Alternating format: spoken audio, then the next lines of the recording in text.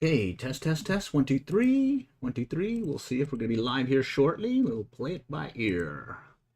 Okay, we're live. All right, welcome back to City of Island Fishing Field Team, COAF Field Team on YouTube. And yours truly, Glenn, is here just to give you some quick updates. We're using a different format. We were using some other streaming software, and now we're trying a different one. And so we just want to give you some quick updates as to some happenings that yours truly has been doing with other folks on the team. In particular, let's just go and start off with some stuff that we posted most recently. So I think it was like, October 27, showing right over here. This is the bass weight estimator. And I kind of got slammed on that one saying, oh, just bring a scale, bring this or that. And oh, by the way, there's some different sizes based on the length of a particular fish. It could be heavier, it could be lighter. I took this information from a study from Texas Parks and Wildlife, put it into a JavaScript format so that you can just kind of run this calculator. And because if you have your phone on you, you'll be able to check quickly an estimate of the size of the bass. So if it's like in this case a 10-inch bass, it's going to weigh just about I think like a pound or so. So do take a look at that one. I like it because I keep it in my on my phone, and I can quickly just estimate what a fish is doing, or at least a particular fish size is. So other things that yours truly has been doing, well, guess what? Blue River has been stocked. That's the Blue River up in Tishomingo, Oklahoma. So us in the Dallas-Fort Worth area, that takes you about, just under 2 hours, maybe an hour, 45 minutes. And it's been stocked, I believe, 3 times now. And oh, by the way, the catch and release section has been stocked also. So good news there from what we've been hearing.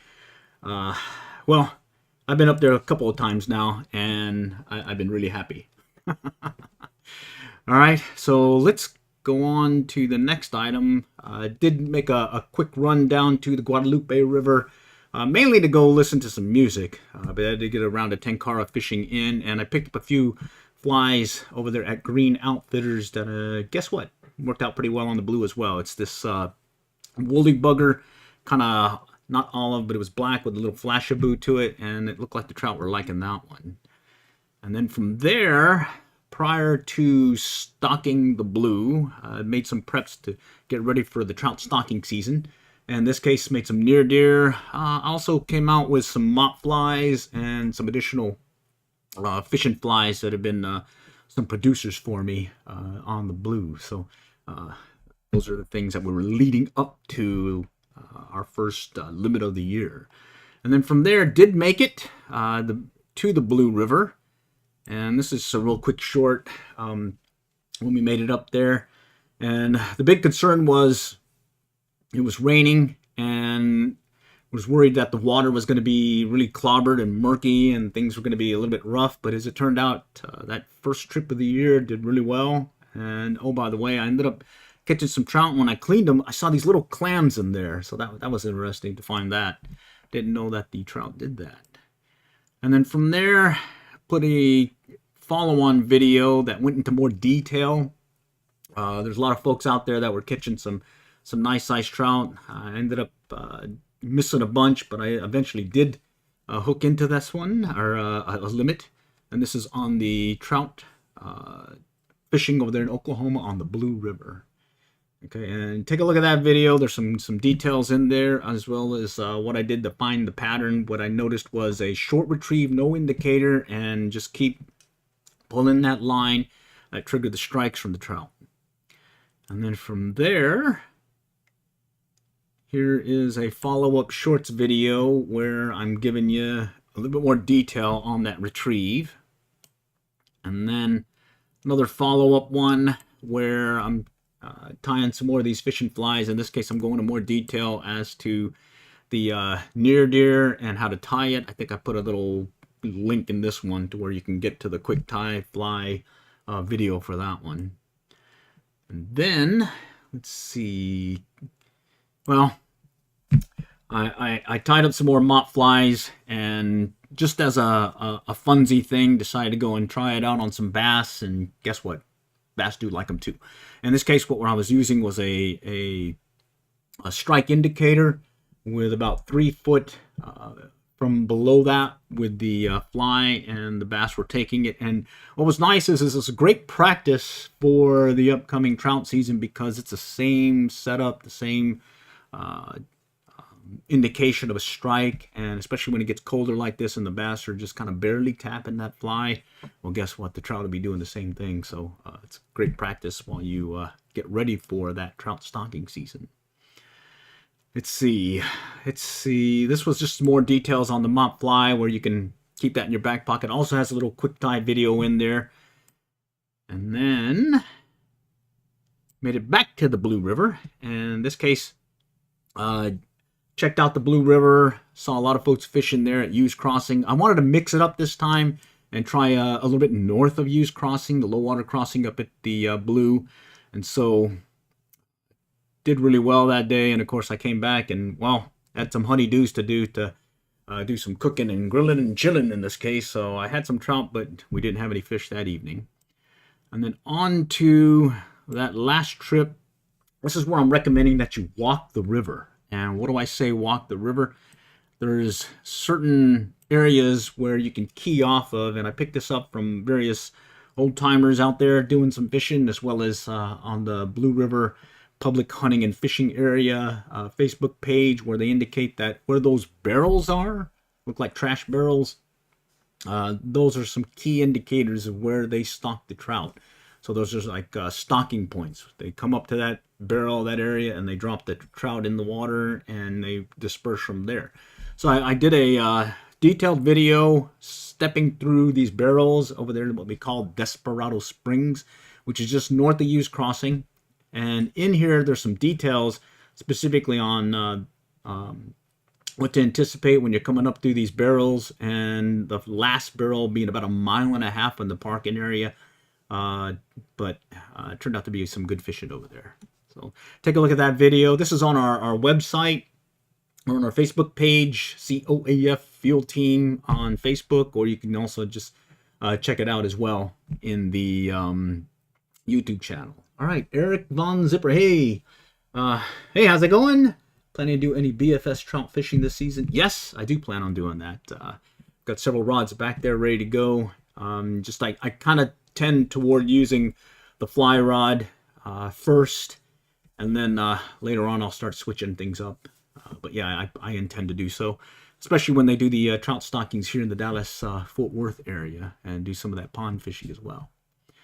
All right, let's see. Oh, and of course you can't just catch trout. There's a few that will keep. In this case I limited it out, and I came up with a new, well, different, very simple fish fry recipe. It's pan fried, olive oil and butter. You use a garlic butter sauce and fillet these trout. In this case I was able to fillet some nice sized trout that came from the Blue.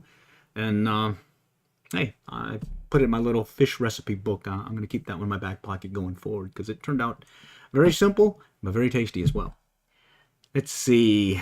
And then, oh, by the way, the trout stocking schedule here in the Texas state of Texas was posted by Texas Parks and Wildlife. And of course, every year I got to play with the spreadsheets, and I kind of like taking the list that they provide and making some adjustments, modifications, so that it's sorted in chronological order, and you can just check off each location to see, oh, by the way, what's being stocked this weekend. You still need to check just in case some of the schedule is changed from the one that I modified, showing more detail in that chronological order. But that said, it's fairly accurate. I did point out there's 4 things to key off of. Looked like some of the locations were off by county, as well as the dates. And then I did note that there's one over here in the Dallas-Fort Worth area, in this case Dallas, the Highland Park, where they used to stock this one park, and they're going to stock it again March of next year. So I'm pretty excited that, because it's a small pond, but it's a fun one to go to. So do check that one out as well. Let's see. And then the last thing that I've done is, while I was out on the river in the, again at the Blue River, met with Donovan Cleary, who is a fly fishing guide who guides up in the the lower Illinois River, as well as the lower Mountain Fork up at Beavers Bend State Park, and some other fishing areas in Oklahoma. And he kind of keyed me into taking a look at some of these strike indicators. I was noting them as orbs, but they're actually Oros strike indicators. And I typically use the cork strike indicator that has a little rubber gasket on the bottom that I can put on the leader. But that tends to kink your line, and so hey, I learned that from Donovan, that these Oros strike indicator, they don't. They kind of screw on just like a airlock, but they come in line with the indicator, and therefore your line stays straight and it doesn't slip. I tried it out several places, as well as on the blue, and I've been pretty happy with it. So I maybe lean toward those Oros strike indicators. All right, and so that was all I had this round. I think going forward, I think the next one that we're going to be doing is we're going to take a look at some of these questions and answers that we see online, as well as various forums and whatnot, where people are asking questions. And one of the key takeaways, let me get my notes real quick over here. Let's see, and think about it. Let us know if you think this is going to work, or if you have any suggestions, or even if you have any questions. But what I'm looking to do is set up a question and answer forum using this format. And what I'll do is I'll take a look and see if there's some particular questions that someone's asked. And, well, I call it the 3 S's. So you go online, you're confused about something, you knew about a particular fishing technique or something, or you just want to know about a particular area to fish. And when you ask that question, you end up getting the 3 S's. And what are those 3 S's? You get slammed. Terrible, terrible. Everyone just slams you. 2, you get spammed. Everybody and his dog starts sending you information about everything else other than what you asked for. Or it's that super secret where they don't tell you anything. And in the end, you end up being frustrated. You also end up not getting your question answered.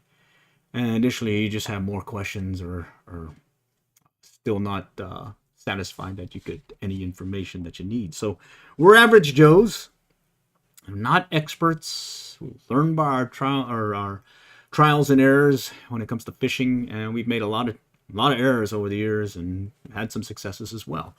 And just like recently, I saw one question come up about what's a great beginner fly rod.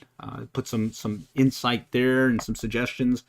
Additionally, I think I saw someone ask, when is the best time to go fishing? And of course, they get slammed with any time. What I would suggest, if you are asking a particular question, is give some more insight on what you're doing. Like in the case of the beginner fly rod, what is the best one?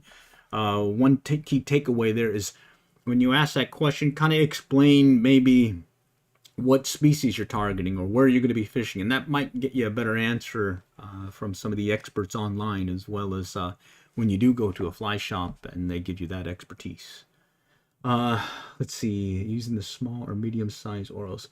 I think I've got the small one. It's the one that Donovan gave me, and it's just slightly bigger than the small one that I had from the cork indicator, or cork strike indicator. Let's see. I think I have it here. Let me grab it.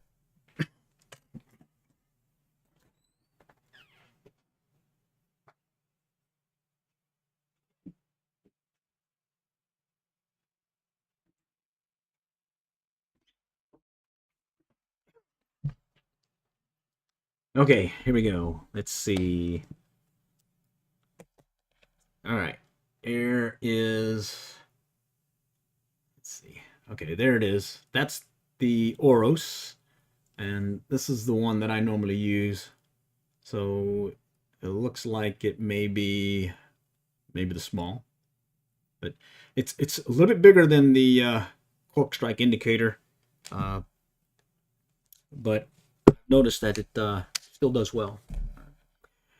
All right, so this is the format that I think we're going to try doing. Still got to play around with this new streaming software. There's a lot of features to it that I'm hoping that we can take advantage and maybe get more information out there to our viewers and readers, both on our website, Stalker Trout Fishing, as well as our YouTube channel, COF Field Team. All right, all for now. Next time we'll catch you all later. Good luck and good fishing.